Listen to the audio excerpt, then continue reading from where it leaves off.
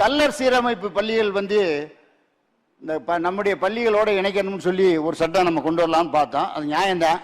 ஆனால் அவங்க வந்து என்ன சொல்றாங்கன்னா 19 பேர் மதுரை, தேனி, திண்டுக்கல் இந்த 3 மாவட்டத்தையும் கல்லர் சீரமைப்பு பள்ளிகள் 299 இருக்கு.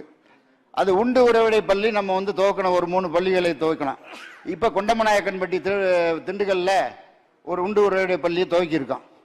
அவங்க என்ன சொல்றாங்கன்னா, இந்த கல்லர் சீரமைப்புங்கிறது வந்து நாங்கள் 19 பேர் உயிர் தியாகம் பண்ணி கொண்டாந்தது, இதை தனியாக எங்கள் பேரிலே சீர்மரபினர் என்ற பள்ளியாக இருக்கட்டும் என்று கேட்டுக்கொண்டிருக்கிறார். அதை முதலமைச்சரிடத்திலே சொல்லியிருக்கிறோம். அவர் ஏராளமான மனுக்களை அவர்கள் கொடுத்திருக்கிறார். ஆகவே ஜாதியிலே வந்து நாம் தலையிடக்கூடாது என்பது என்னுடைய தாழ்மையான எண்ணம். அந்த சமுதாய மக்கள் என்ன விரும்புகிறார்களோ அதை செய்ய வேண்டும் என்பதிலே அரசு மிக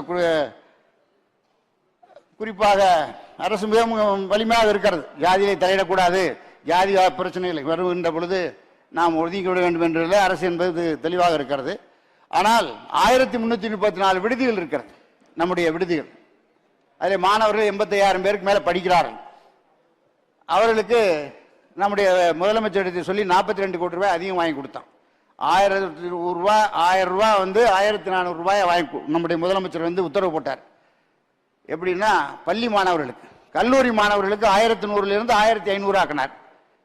ஆக கிட்டத்தட்ட 42 கோடி ரூபாய் செலவாச்சு. அதை நம்முடைய முதலமைச்சர் கொடுத்தார். ஆகவே சாப்பாடு போடுவதிலே 1334 ஹாஸ்டலிலும் எந்த விதமான பில்லங்கமும் கிடையாது. எல்லா நல்ல முறையிலும் மாணவர்கள் சாப்பிட வேண்டும்.